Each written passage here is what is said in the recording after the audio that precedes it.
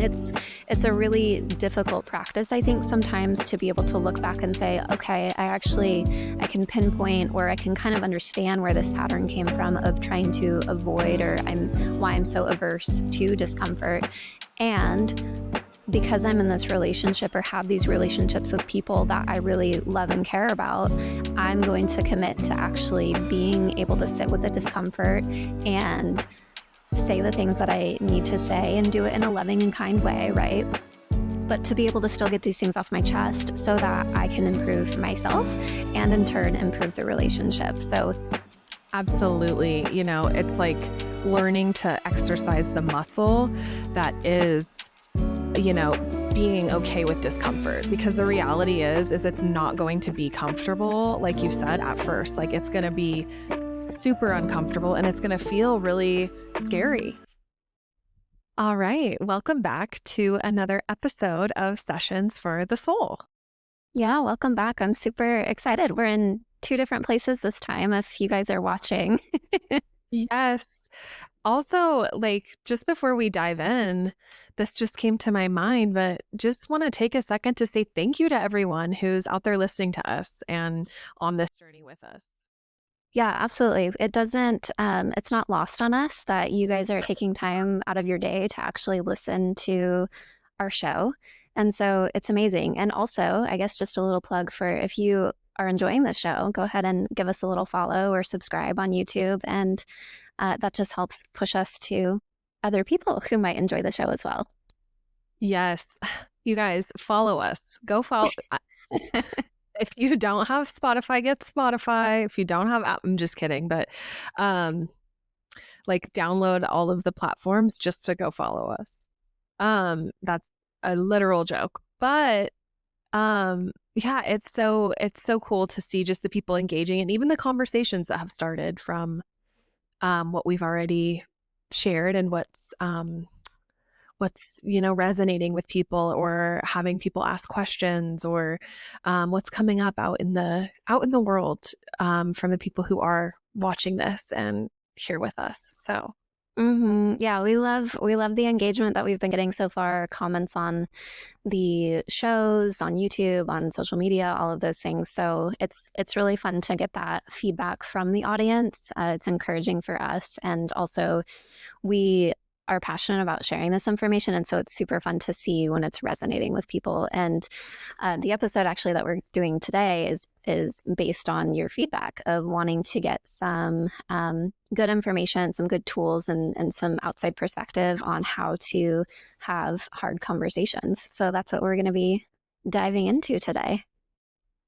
yes, so literally, let's talk about hard conversations. Yeah. Yeah, go for it. Oh, I was just going to say, I think this is like such a, people were so drawn to this because it's so challenging. Like there's so many barriers for people to actually want to have the hard conversation, whether it be with like an intimate partner or a family member or a friend or coworker or whatever it is. Like having those hard conversations is really scary and vulnerable. And I think there's a lot of like patterns that people can fall into that just make it so difficult to actually have these conversations. So maybe if we just want to start there with some of the challenges that a lot of people face. For sure. That is such a good point. And one of the things I was like thinking about when we chose this topic, when we're like, all right, like, let's do this, let's give the people what they want, was kind of this, this concept of like, why it's so hard. Why is being vulnerable, being witnessed, going to the people we love, and actually being able to say like, hey, this is what I'm experiencing. This is what's going on for me. And, really be able to be witnessed and be brave and step into that vulnerability from a place that feels safe, that feels secure, that doesn't, isn't in fight or flight, isn't reactive, isn't all of these things. Like what makes it so difficult, especially when that's like often where we grow together, where we move past whatever we're experiencing, where we're able to like see each other, but then there's all these like informed behaviors or patterns or things that kind of can be a barrier in that. So that's what we're going to first kind of dive into. And, the first one we had on our list was like the concept of shutting down. Um, and I think like we've all maybe not all of us, but a lot of us have probably been in a situation where something it's been an uncomfortable conversation or a really vulnerable or hard conversation, and we did shut down, and we know what that feels like. And um it doesn't feel really good, when we just check out or have things on our mind to say and can't bring them forward. That's not always one, I don't think it serves, and two, in a way, we're abandoning ourselves, right, in our experience. Yeah, absolutely. And I feel like in some ways you're also abandoning the relationship. Like it's almost like secret keeping, you know what I mean? Of like, oh, I have this thing that I really need to get off my chest, but I'm not going to. Like I'm going to keep it mine and I'm going to keep it secret and I'm not going to actually bring it to this person that I love or that I care about or that I want to build relationship with or be in relationship with. And so there's like this element of secrecy, I guess, in some ways when it's like shutting down, um, and not actually bringing it to the surface or bringing it to the table to actually like talk about it and be witnessed and to figure out like how do we navigate this issue together. I was thinking too about if you guys haven't listened to, I think it was episode 3 on the nervous system responses, go back and listen to that because we talk about like the fight, flight, freeze, or fawn response and how this shutting down is really like it could be, that freeze response of like I'm shutting down, I'm freezing, I don't know what to say. Sometimes literally like if you're in the heat of the moment trying to have a conversation and your throat becomes constricted and you like literally feel like you can't get words out, that's part of it too. Or the flight responsive, I'm just gonna like run away from this, sometimes maybe that's even like I'm gonna leave this relationship because I don't want to have the hard conversation, it's too scary for me, it doesn't feel safe enough. And that's not always necessarily the other person who's making it feel unsafe. It can be from those past experiences or those past patterns that we've developed and learned of this is how hard conversations go. And your blueprint for conversation isn't developed in a way that creates safety, that creates honesty and vulnerability and the ability to actually bring these things to the table so that you can work through it, build greater connection with each other, and like basically build a new blueprint for conversation instead of just staying stuck in those old patterns of, freeze and shutting down. Yeah, that's so beautiful to bring up just because that, like, just the perspective of you're actually in a way abandoning the relationship. I love that you said that and I want to touch on that. Like, I think that's so important because a lot of us don't. I think it's so common to look at it like not that way and to look at it as like I just can't handle the discomfort or whatever it is, right? Like there's so many reasons. I tend to like weigh on the side of a lot of, or at least in my work, what I see a lot is like the discomfort, not being able to tolerate the uncomfortable moments or not wanting to not wanting to disagree, right? Like with your partner or confront or whatever, because that risks the safety or the illusion of safety of like, I'm safe in this relationship. This person will accept me, will love me, right? So there's that element. But when you really put it into terms, of like, actually, like when you avoid that, when you don't do that, you're abandoning the relationship. That's the opposite of what a lot of codependent people pleasers or just, humans, we don't want that. That's not the outcome we desire. That's not what we're looking for. We're in our head avoiding because we think that that's going to preserve. And actually, it's like, it's the opposite effect, folks, is what you kind of just brought to the surface here. And I think that that is like profound and powerful and important to, really shine a light on for anyone listening who maybe you're in a relationship with someone who you love deeply and you're committed to like working through the hard with them, or maybe they really like desire to have those conversations and you don't, or vice versa. Just bringing that thought into your awareness field and sitting with it and exploring it, and see what it brings up for you.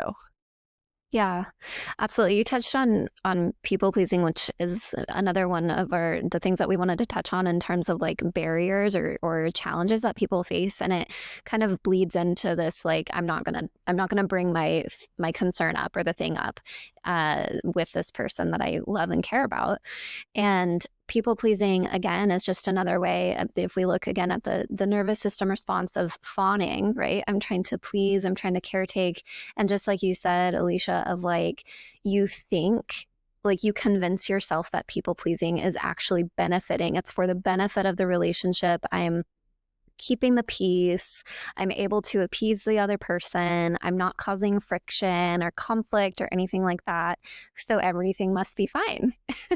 And what you ultimately have is a partner who has no idea what your actual truth is.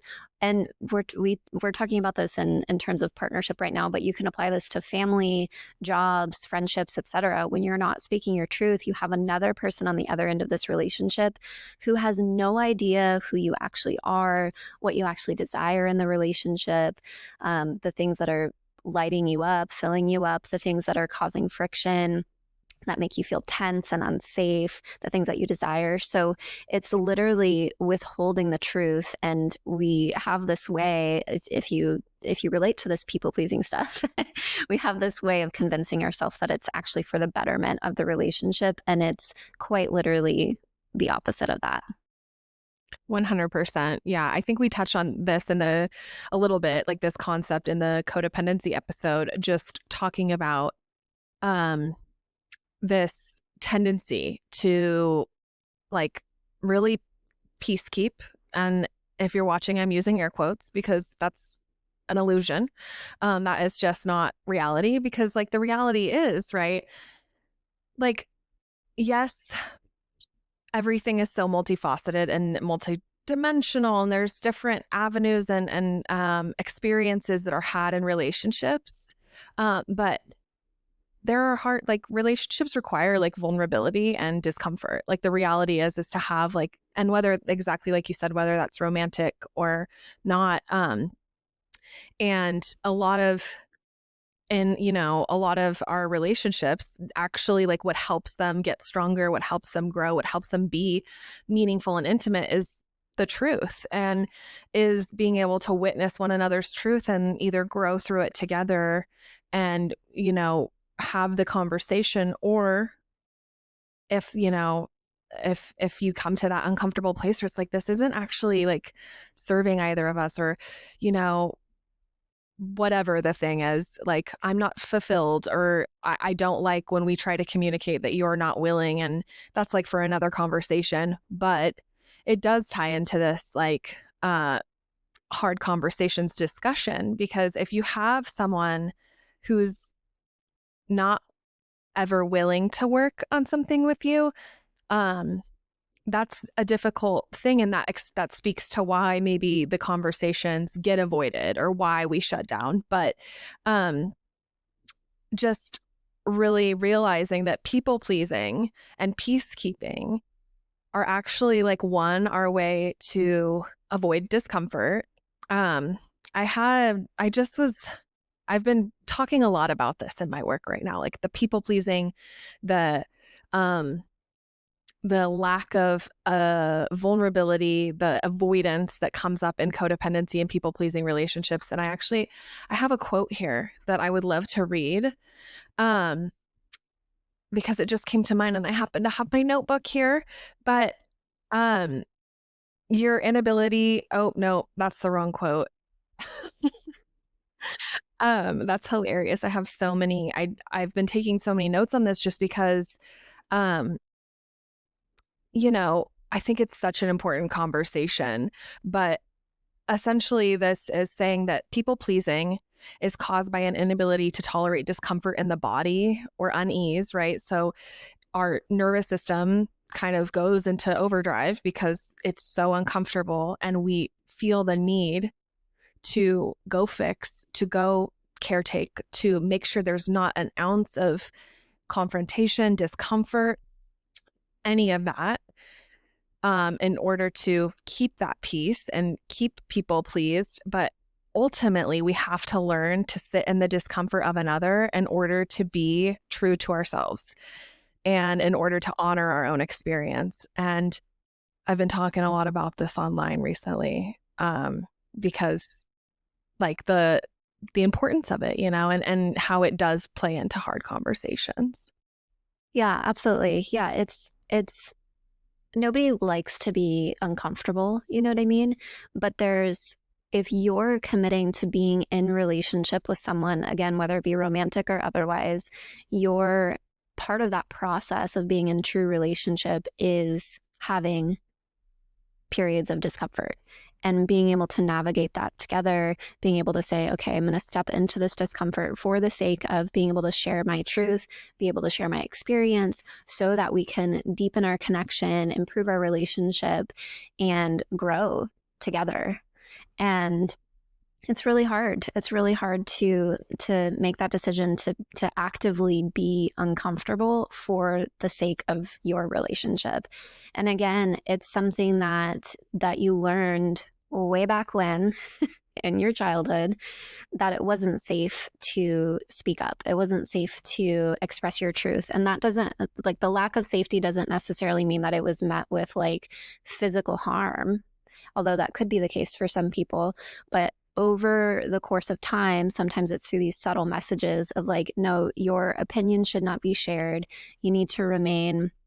I've been thinking about this concept of like trying to be palatable for everyone so that you're easy to digest, so that you're just kind of the person who's like sitting there smiling and everyone is okay with who you are and what you say because you are so agreeable and you're super conscious, overly conscious about other people and protecting everyone else at the sake of yourself, sacrificing yourself. But in turn, again, you're not just sacrificing yourself, you're sacrificing the relationship as well. And so it's a really difficult practice, I think, sometimes to be able to look back and say, okay, I can pinpoint, or I can kind of understand where this pattern came from of trying to avoid, or why I'm so averse to discomfort.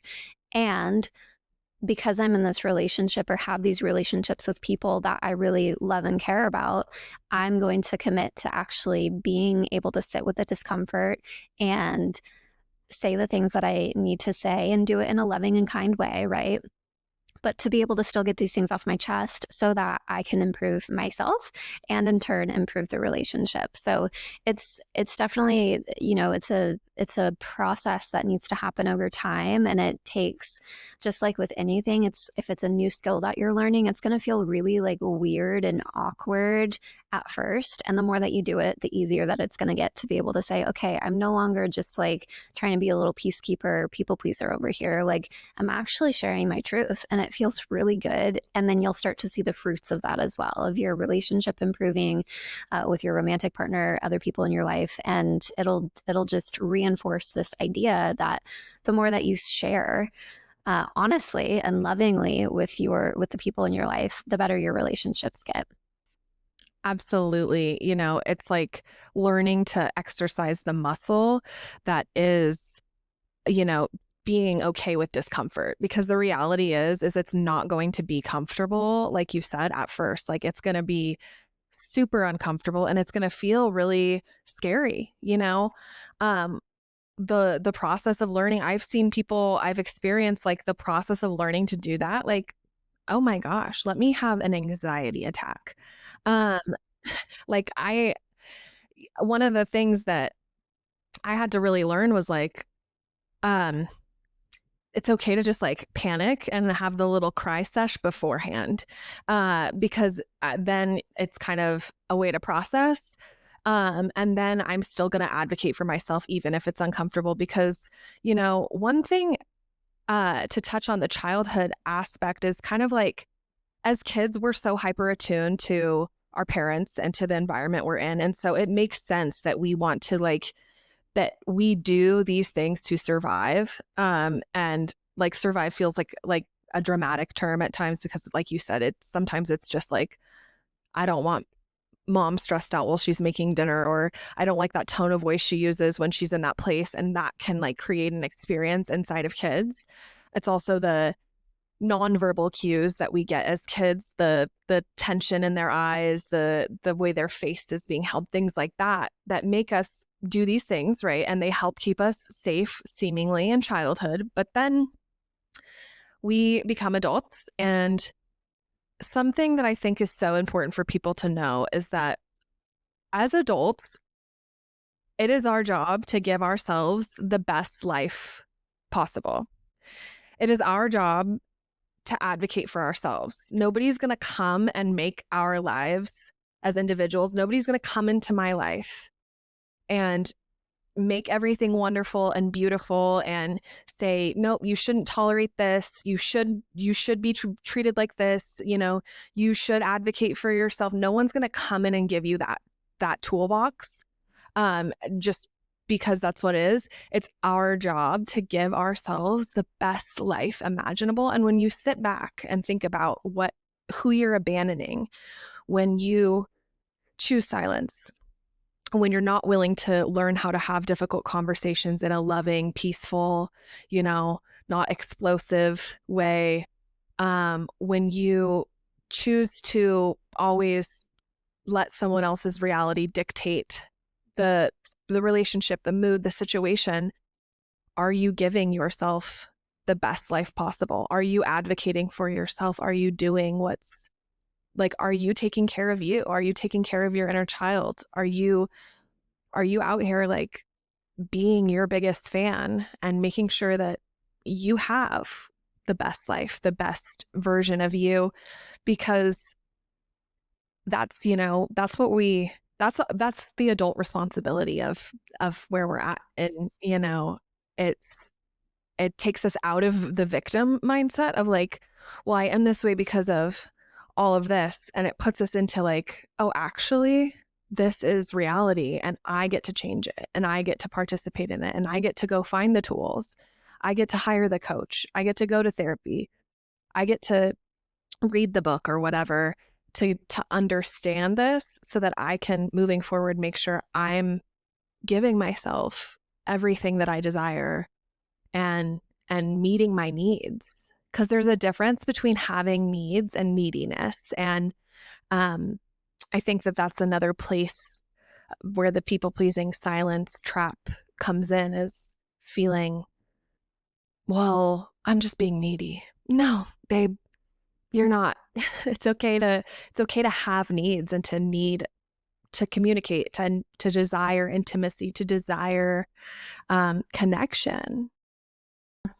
Absolutely. I think just to your point on like now in adulthood, if you're an adult listening to this, which I think most of our listeners probably are, but at some point in life, you have to claim your autonomy. You have to claim your sense of agency and ownership over the way that you're choosing to show up or not show up in the relationships that you have. So you can look back and understand the blueprint that you've been given, the reason why your nervous system is responding the way that it is, that it was desiring attachment and safety, and so it responded in certain ways to accomplish that. And now as an adult in different relationships, even if you have the relationships with those same people who helped form your nervous system and communication patterns and all of those things, you now have a choice to show up differently. And I think that's really empowering. I think some people can interpret it as a way of like not placing importance on what happened in the past or what helped form your current state. And that's not it at all. It's coming from a place of empowerment and being able to take ownership over where you're at today. I think the other little challenge that we wanted to talk about before we get into like actual tips on how to have hard conversations, we want to kind of lay the foundation first, but becoming explosive in conversations is something that a lot of people experience. And again, this is something that if we look at the blueprint that was formed for you way early on and the models that were demonstrated for you as well, within your environment, your family system, greater community, things of that sort. If you had these experiences where anytime there was a hard conversation that was being had, it was met with the nervous system of fight, right? Like, so becoming really aggressive, yelling, attacking verbally, or even sometimes physically, perhaps, all of those like really explosive, mechanisms of communicating are essentially like put into your own blueprint, your own pattern of how you communicate. And you start to learn, okay, so this is how we get our point across. We dominate, we take power, we take control. And this is how we get other people to submit or to understand or to do what we want them to do. And so that ultimately, in my opinion, is a great way of just trying to avoid actual vulnerability. There's not a lot of vulnerability that's happening when you're just like dominating somebody and yelling at them and name calling and like being on the attack.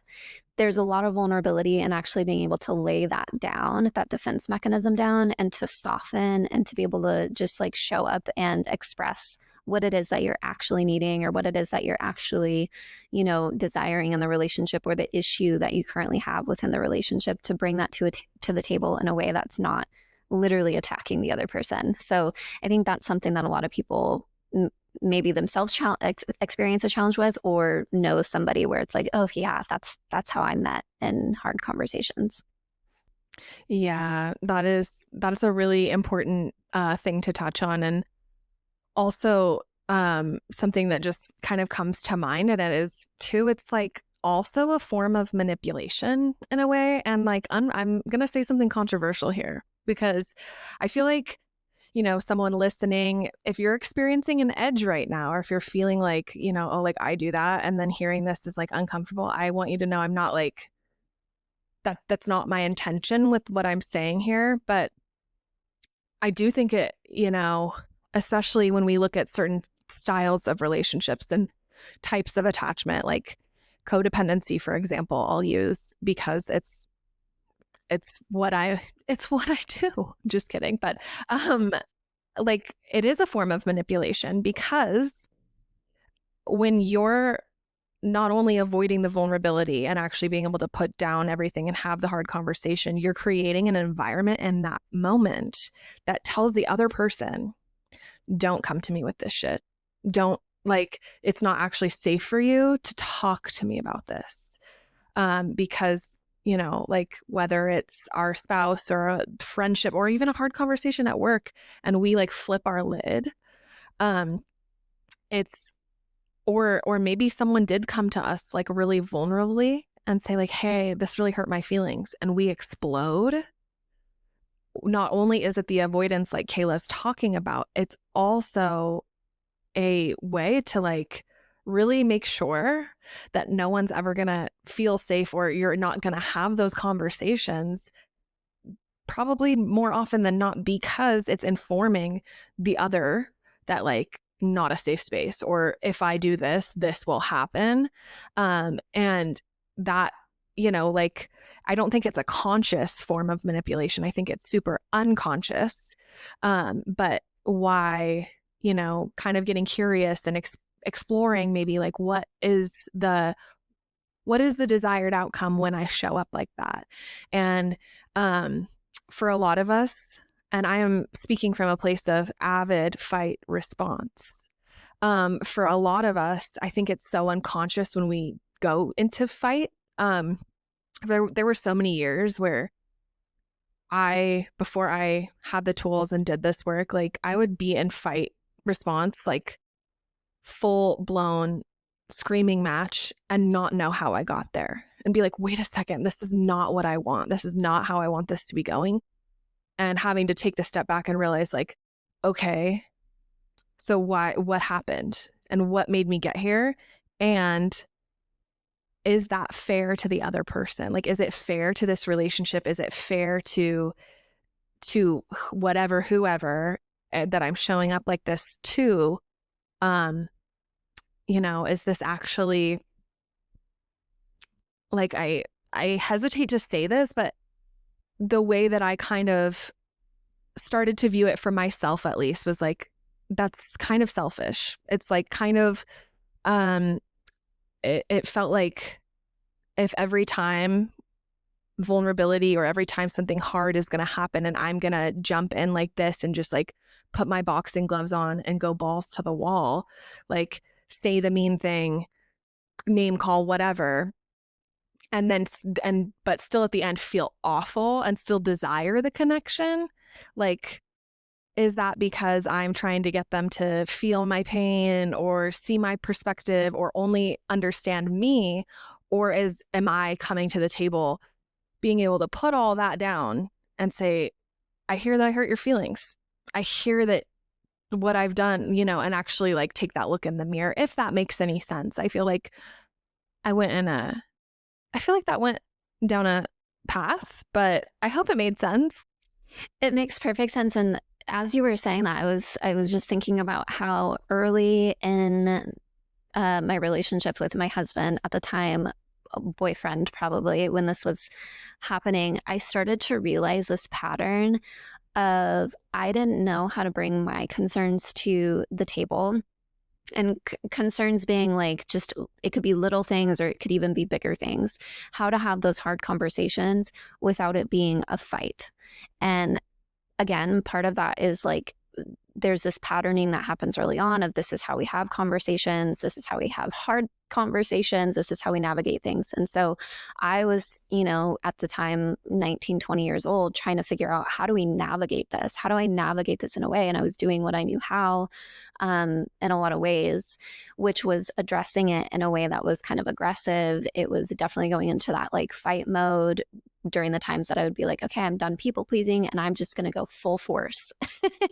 And I remember one day sitting down with Adam and having a conversation. I was like, what's really weird is, or what I'm noticing is that I'm finding myself having these kind of like explosive, like we're having these kind of explosive interactions or these interactions that don't feel good because I know what's on the other side of that is like, oh, I'm so sorry. And I love you so much. And this connection, and I'm getting the love and affection and intimacy.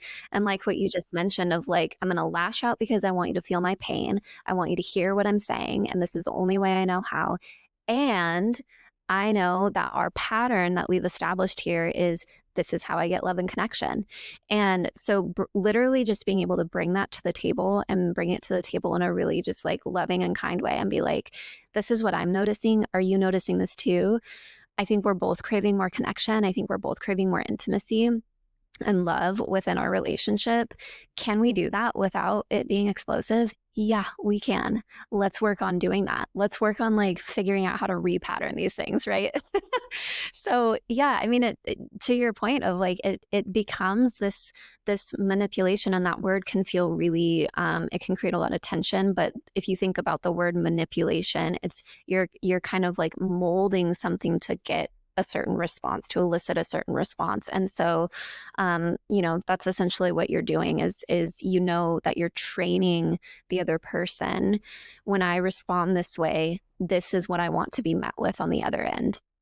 Or like you said, when I respond this way, I'm training you to never bring these things up to me again, because we don't go there in our relationship. We don't go there with the conversations that we have. So yeah, I mean the manipulation piece is tough, but I think if you're listening to this and you're like, holy shit, yeah, I do that too. Have the conversation, bring it to the table, take ownership and be like, I don't want to be in this pattern anymore, because the person on the other side probably doesn't want to be in that pattern either. Absolutely. And, I think we can both speak to this because in different ways we have had this and experienced this. The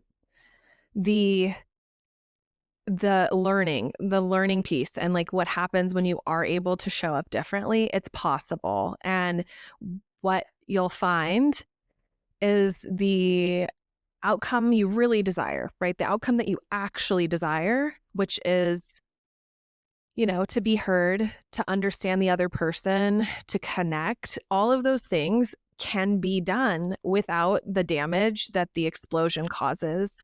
My dad once said to me, because I was going through a really difficult time, and I was going through a difficult time in the kind of situation I was in. And I was in so much pain. And, you know, my family is a very loud, crazy group of people, and I love them, but a lot of us, I mean, like, we can fight. We can fight as a, we can fight, okay? And so I think the most put together, calm, cool, collected one of the group is my dad, and that's from years of mastering it. And one day I was just really struggling with this concept of like, I was like, I can't get that mad anymore. I can't be this angry, and I can't be this like worked up, because I hate how it feels. And I really don't like myself in it. I was really feeling that like look in the mirror of like, this is not a reflection of my heart. This is not who I am. And he said to me, it's like you're a vase, and every single time you explode like that, even if it's on the other person, you break that glass and everything that it holds spills all over. And every single time you have to put that glass back together and build that vase and try to get everything back in. Even if it's like, okay, we can slap Band-Aids on it and like, oh, we worked it out and we said, I'm sorry, and we love each other again. The cracks are still there. And so, so my point is like, you can reach the intimacy, you can have the apologies, you can get all that desired connection and the outcome without breaking the glass. Yeah, absolutely. I used to teach on the concept of like under this umbrella of communication and how to interact with other, like, interpersonal relationships that we have. How do you act in a way that you don't have to apologize later, that you don't have to like go back and clean up a mess? And this concept of, yes, we all need more of that. How do we do that in a way where we're acting in a way that feels aligned with our values, that feels like a reflection of our heart? And sometimes that does mean like you can feel angry, and that can show up too. There's space for that, but doing it in a way where you're not acting in a way where you're going to have to go do an apology tour afterwards.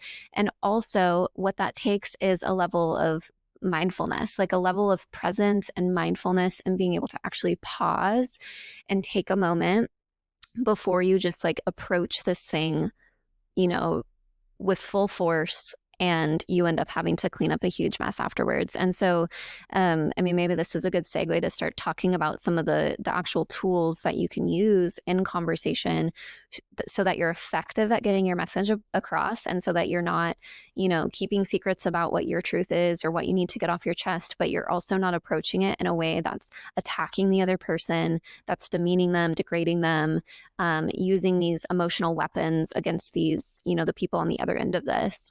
So there's a tactical way to do it. Absolutely. I love that you mentioned the apology tour and just that whole thing, because that's exactly it. It's the it's the tools. It's the tools that make the difference. And I think this is a great place to sort of start talking about, you know, okay, so how do we make these hard conversations easier, especially when we don't know, and maybe we're showing up in a way that's patterned and we've always shown up, and, you know, we desire something different, but this is what we know right now and we don't know how to move forward. And I think the first thing you already said, you know, is the pause. That's a great tool, guys, to just take a beat. Like, one of the greatest things we can do for ourselves is to separate sometimes. And I think I shared this, like when we were talking about nervous system help, taking that break, saying, I really do want to have this conversation with you. I really do. But I need to just take a minute, okay? Can I have 5 minutes and we can come back to it? Because then you can go and gather, you can go make connection, you can kind of interrupt the fight or flight response. And kind of creating that space, I think, is such a good way to interrupt the pattern from just hijacking the train and saying, this is where we're going.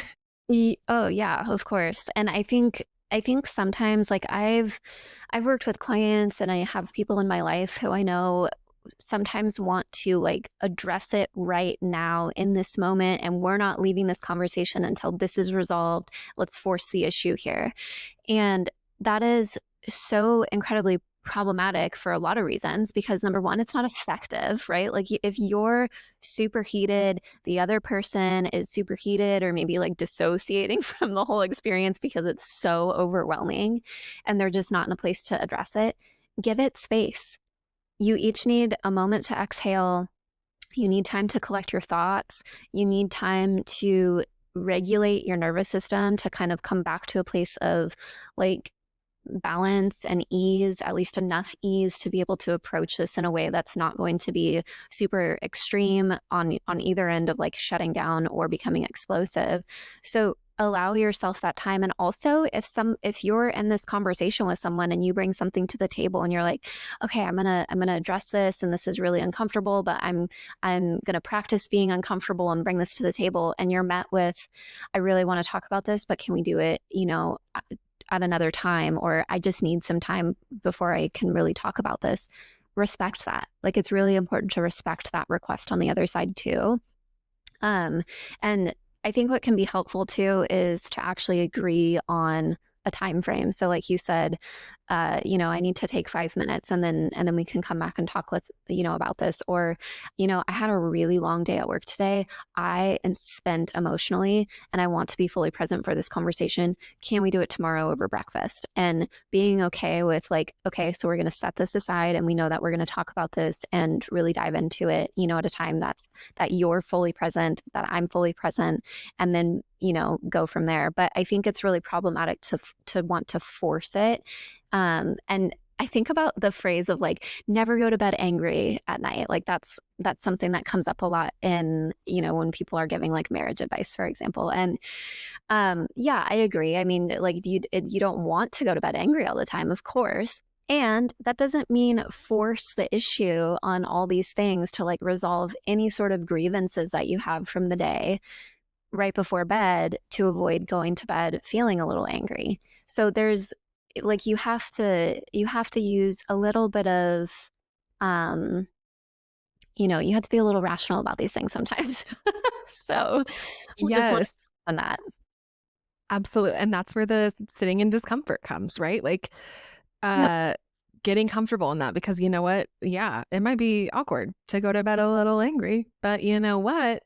Like you said, like it's also, I feel like in those moments it's like, did we just actually resolve, or are we telling each other what we want to hear so that we're like putting a band-aid on this issue because it's 10 o'clock at night and it's I have to go to work tomorrow, you have to go to work tomorrow, and we have this thing we need to talk about, but neither of us really has the energy, but because of this like illusion of control or like comfort, we're going to force the issue.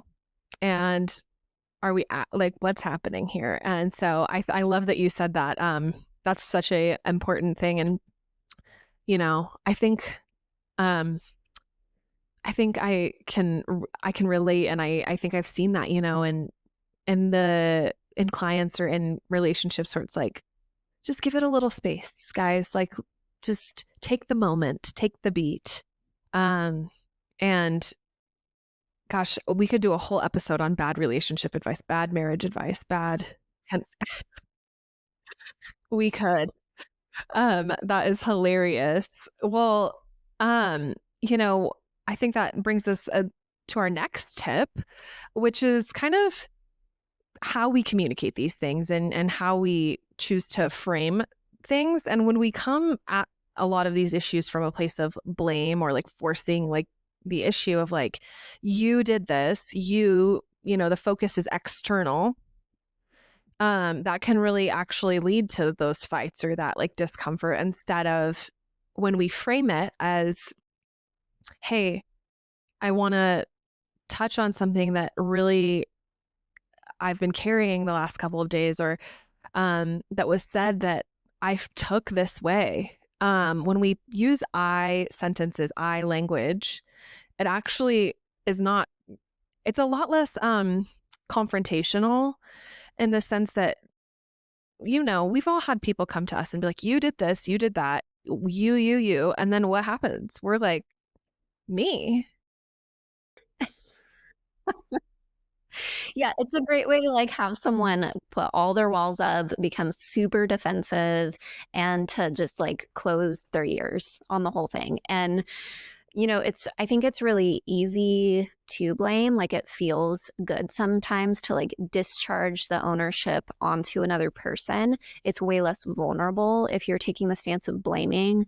I was trying to think of like an example of what this could look like. And if you are feeling like disconnected in your relationship, for example, in your intimate relationship, and you want to sit down and have the hard conversation. And if you approach it from, you always come home from work late, and then you always are on your phone and you're just checked out, and you never help with the dishes and making dinner. And so I'm stuck with doing that. And then you blah, blah, blah, blah, blah. Instead of what you're actually saying or what you mean to be saying is, hey, I really miss you. I really am desiring more connection. And something that I would really like to maybe explore together is how we can create blah, blah, blah, blah, blah. So approaching it from a place of vulnerability and taking ownership of what you're actually desiring or what you're actually trying to, get from the other person or give to the other person is so much better than taking the approach of you. And the other thing that I want to mention, because I think sometimes like I've literally seen this with, again, clients and also just people in my life when they work with a counselor, for example, or a therapist who's like, use I language. And then they approach the conversation in like a smart ass way of like, well, I feel blah, blah, blah. And I want it's like, no, you're missing the point. Like, Yeah. do it in a loving way. Absolutely do not weaponize tools. Like that is a thing that can happen. Slippery slope of weaponizing what we learn at therapy or weaponizing what we, well, my therapist said I need to do it like this, and still using knives instead of, Yep. yeah. So that I love that you said that. And, just one of the things that kind of comes up in this whole thing is like, maybe you don't actually know what you're desiring. You want to talk, or like Kayla had mentioned, like that moment of like, the you, but really what is actually happening is the it's the experience. And so a tool to kind of tune into that, if you don't actually know what's happening, but there's something and you're desiring something, and that's where maybe the fights come in, or the confrontation, or the you don't even care. I feel like that's a thing I hear a lot in a lot of relationships, or in my work with clients is, he or they or whoever doesn't even care. And then it's kind of like, it's easier to write it off. But when we really tune in to what are you saying? Like when you say, like, when we're placing that blame, and this brings me to the tool of like naming it to tame it. So tuning in and actually understanding, like, what do I want? What is the desired outcome of this conversation, and why am I feeling this way? And understanding that, like, okay, so maybe, in the case of like you come home from work, you're disconnected, all those things, like you mentioned, it's like, I actually am feeling neglected. And that really hurts. I'm actually feeling like insecure, like you don't love me. And that's really painful. And when we name it to tame it, our brain, no one said it's comfortable. Nobody said it's going to be comfortable, but we're actually like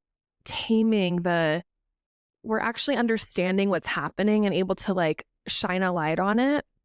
And when we shine a light on things is when we actually can do something about them, as opposed to if it's just like unconscious, like rampant thoughts. And we're in the place of blame and not really understanding our own experience or why it hurts or why we're feeling, this desire, or what we're really desiring. That's kind of where some of that communication, I think, blocks, or where some of those maybe more confrontational discussions come in, if that makes any sense. It does. Yeah, absolutely. I think this is a good little segue too to just talking about like actually being present when you're when you're sharing your needs and when the other person is responding to those needs, being like an active listener on both ends of that, being able to put down the distractions, whether it be your phone or if you're having like a really hard, very serious conversation, and maybe you have kiddos or other things in life that can create an easy out to kind of pull away from it, getting the babysitter, going out to breakfast, like doing whatever is necessary to allow for each of you, whatever the setting is, romantic or not romantic, to actually have that hard conversation and be fully present with it. So that's the simple things of like making eye contact and nodding and just affirming what they're saying and repeating back like, hey, this is what I'm hearing you say. Is this correct? Like, am I getting this right? Is that what you mean? Because that's the other part too, is that sometimes the person on the other end is they're interpreting things through their own lens in which they see the relationship, the world, etc. And so sometimes there can be misinterpretations, miscommunications, etc. So being able to have that conversation in a way that's active listening, and where it's not just spewing all these things at the other person and then you're not open to hearing any feedback, and this other person isn't like an active participant. It's this dynamic process of like giving and receiving information and feedback, verbal and nonverbal. Yes, asking questions is so important for clarification, because what happens is, like you just explained, Kayla, like people will internalize, they'll pick it up and run with it and be like, this is how I took that. That might not be how they meant it. And we're so limited in our language, and how we are able to communicate emotional experiences. I I read a book about this a couple years ago, about how the English language is actually so limited on certain emotions, and how we actually don't have the language for so many experiences that exist in other languages, to where um, it actually limits our ability to be intimate and actually understand our partners and understand one another. And it was really fascinating to kind of open up that perspective that, like, wow, we don't even have the language necessarily to articulate what is happening for us sometimes. And so when we are talking to our partners, or we're having the hard conversation, asking, hey, so I just heard you say this, and I'm just wondering, what did you mean by that? Or can you explain that a little bit more? Because I'm not fully understanding like what you're experiencing. And like, it's amazing how much that will open up. Will open up the just the understanding, and well, what the understanding in one another. And that also kind of like is I feel like this is like a good segue to the practicing what we're going to say, the role play, the idea of like writing it out. Because a lot of us shut down, or get really nervous, or kind of forget what we're coming to in these conversations, in these hard conversations, because we're nervous. It's scary. It's uncomfortable. So yeah, there's going to be like some, for me, I'm going to sweat and I might cry. And that's just what it is. And so, some ways to kind of work with this is to, write it out, like go through what you're feeling and kind of get to the bullet points and write out what you're going to say or what you want to bring to the table. And obviously when you say it, you're not going to be reading from a script. That'd be crazy. But you know what? I have brought bullet points to a conversation before. Okay. And I will do it again, babe. I will do it again, because one, and it's actually my boyfriend prefers it, because it keeps us on track, and it keeps us like it kind of helps us, because we're both little ADHD. Like, we can go down every path and whatever. It keeps us both on track. And I think one thing I do want to mention about this, though, is like in the writing it out or having the bullet points or understanding, is one thing we have to do is lay down our expectations of the other in that, because sometimes we can write all of this out and be like, okay, I'm going to say this and then they're going to say this. And like, or like, this is so good. How could they not reply with, you know, what I want to hear or what I desire? And I always say, think of it more like improv than a script. Think of it more like, okay, this is like what I'm going in with, but they could say anything. They could respond in any way. And it's my job in that moment to just respond with what I am given and not have expectation, because I think that's also, can put us in a trap and be painful. Yeah, absolutely. There's a skill called coping ahead in like the DBT or dialectical behavioral therapy framework. And it's literally for the purpose of trying to, in some ways, write out, what it is that you're wanting to say or what it is that you think is going to happen if you're trying to do something. And so in this case of having hard conversations, it's getting clear on what is it that you're trying to communicate? What's the point that you're trying to get across? What is it that you're hoping to, get out on the other side? How are you going to deliver this?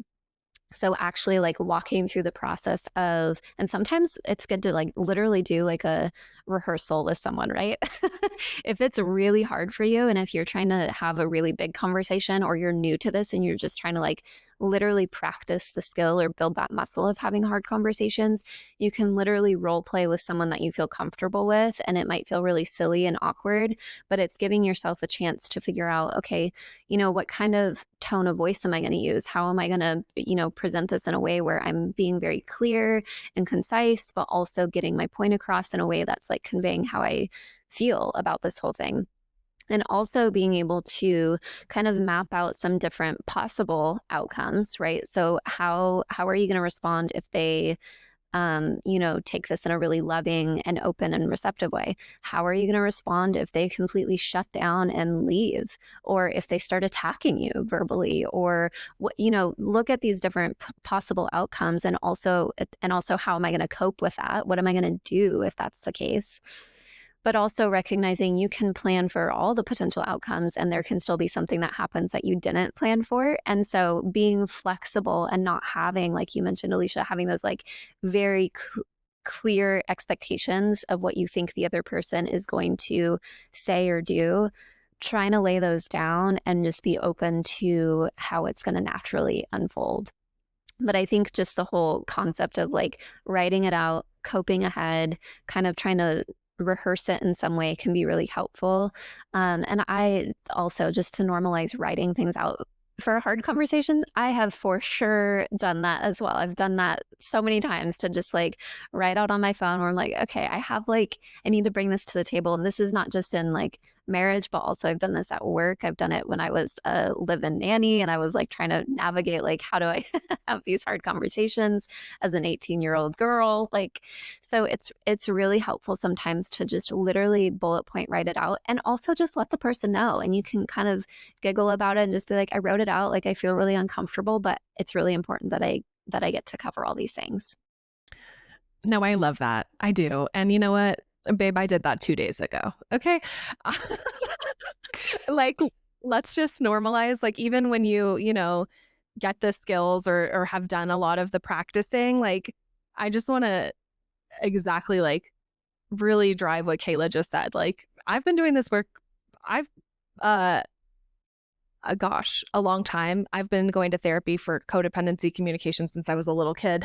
And I'm here to tell you, wow, I still need that notebook. I don't see myself putting it down actually ever, because I would rather do what I can do for myself, right? It's like kind of back to that point we had about like you get to give yourself like all of the tools. You get to kind of be your biggest advocate, And so I would rather advocate in that way for myself, so that I know that I'm not ruminating down the road like, oh, I should have said this, or I meant to say that, or I forgot to bring this up, which we all can do at times. And so just like having that there. And if I think, like you said, you can laugh about it. And if you're whoever you're having that conversation with is going to like not be receptive or supportive of that, that's a them issue. That is not a you issue.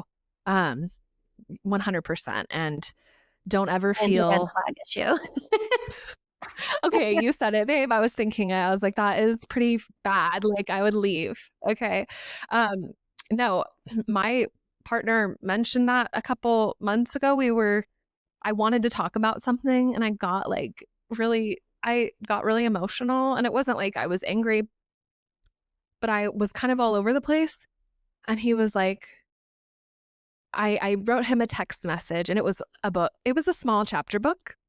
And he was like, okay, I want to talk to you about this in person, but we have to go line by line. Like, I can't answer all of that. Like, we can't dive into that at one time. Like, can we go line by line? And so we went line by line through my small chapter book, and gosh, I'm so glad we did. And it was a safe space to communicate, you know? And so anybody out there who is listening to this, that's like, gosh, I don't know if I could do that, or I would feel like really silly or embarrassed, or like my partner wouldn't be receptive to that. Like, I mean, that's a whole other issue. We could talk about that at a later time. Um, but you know, it's okay to feel silly or to be like, okay, I have my list. Like Kayla said, like, you know what? The payoff of doing the thing that's uncomfortable, or, you know, like, kind of like, are you kidding me? Brought notes to, it's like, I brought notes to just like to our discussion about how I want to have more sex or whatever. Like, yeah, that feels like, what? Why do you have notes about it? But the payoff of like being able to communicate, have the hard conversation, is so much greater than, you know, I didn't do that because I felt stupid, or I didn't do that because it just felt like they would make fun of me or whatever, you know? Yeah, for sure. Well, let's wrap it up by talking a little bit about body language, because I feel like there's like we know that body language is important, but I feel like sometimes there's not a ton of importance placed on it, or that it just kind of falls into the background of like how to prepare or how to show up in a hard conversation or in any interaction or conversation. And so I think from both parties, if there's two people having this hard conversation, and if you're trying to prepare for, you know, sitting down with your notes and having this hard conversation, to be mindfully aware of, how is my body right now? What is my body communicating to this other person? Am I crossing my legs, and do I have my arms crossed, and am I having like some tension in my jaw? Am I soft and open and expansive and open to receiving, you know, feedback from the other person, so that this is an actual conversation and not just, you know, me spewing a bunch of stuff at this person, which generally, if you're going to have, you know, the crossed arms and tension and all of that, like, you're not open. You're not open to hearing what the other person has to say. And so being able to check in with your own body and checking in with, what is my current state and what is that communicating to the other person? And also, if you're on the receiving end of this hard conversation, again, checking in with, how is my body? What is my posture like? How am I communicating, or what am I communicating to this person by the way that I am physically being in this moment? And how can I invite a little bit more softness or a little bit more presence? And sometimes that, like, the check-in or the mindfulness of that whole process, if you're needing to like frequently check back in, I think we talked about this a couple episodes ago, of making that physical contact. So I think we talked about like rubbing your legs or placing a hand on your chest, you know, rubbing your hand, things like that, that can be so helpful to just like bring you back to the moment, bring you back to your physical body, allow you to kind of check in and offer just a little more softening and like surrender to the conversation for yourself, but also for the other person. Absolutely. That's such a beautiful thing. And, you know, there's so many different tools out there in the world, online. I think Kayla might even have a few tools on her website about nervous system stuff. I'm not sure, but I think I've heard that. And so, I mean, if you guys are looking for like, okay, I want to dive into those tools, or I want to make sure I have a sort of a little kit that I can reach into whenever I'm in that situation. There are resources out there to make sure that, to kind of get you more comfortable in that. And I always bring a something to fidget with to a hard conversation. I always do. Cause I'm a fidgety person. So actually, this is a bit silly, you guys. You know what I bring? I bring a crystal. I bring a heart-shaped rose quartz that my first coach ever gave me. And whenever I go into class or to therapy, or even when I'm working with clients, I like bring that to literally just play with in my hands a lot of the time, because it just helps me focus. It helps me stay present and in my body, and not, and so if you're a fidgety person, you can find that like little tool. But I love a little crystal moment. Yeah. Yeah. I love that. I was thinking, like in previous work situations, I would always bring a pen, which is not a crystal, but fidgety, just like keeping the hands busy, Girl, at work, it's usually like when I'm in a work meeting, because as much as I would love to have crystals on hand, which sometimes I do, usually what happens is my nephew runs off with those ones, or he's like, oh, I'm taking this. So the ones in my purse never last long. But one last thing I think we kind of wanted to touch on just in this is the payoff of having hard conversations, and what happens when we don't. And I think ultimately, like, to not go too far into it, but just to really like summarize it, is the payoff is deeper intimacy and connection in your relationship, or understanding where you need to go from there in your relationship. Because if someone, it's going to go one of a couple ways, and that's either deeper connection, or you're at what do they call that? An impasse. Is that what it's called? Yeah. Okay. So, that's kind of what I think the payoff is. It's like, it's either we go deeper together and we grow together and we get through something and we love deeper and harder, or we understand that like maybe we're not able to meet each other where we're at this juncture in life, at this phase. And then, from there you get to have more hard conversations and understand what the next steps are. Mm-hmm. Yeah, absolutely. And the payoff of not having those conversations too, there's, like we've talked about again in previous episodes, is there's always a payoff. And even if it's the payoff of people pleasing and being explosive, like we gave examples of, the payoff of being explosive is I'm either telling this person, don't ever have this conversation with me again, or I'm getting some sort of a need met on the other end. Like I gave the example of, will I get greater connection and intimacy for a short period of time? So there's always a payoff of, acting in the ways that we do, even if that means secret keeping, not sharing your truth, people pleasing, shutting down. You're getting something on the other side of that. So it's really helpful to look at those payoffs, and also the payoffs, like you mentioned, Alicia, of like there's potential for deeper connection and respect and intimacy on the other side of the hard conversation, and of course the potential that it's not met with love and respect. And then you get to figure out, how do I navigate this, and what hard decisions do I have to make from there? Absolutely. I love it. Well, thank you guys for listening. And next episode, we're going to be talking about surrender versus passive inaction, which I'm really excited about. So yes, see you guys next time.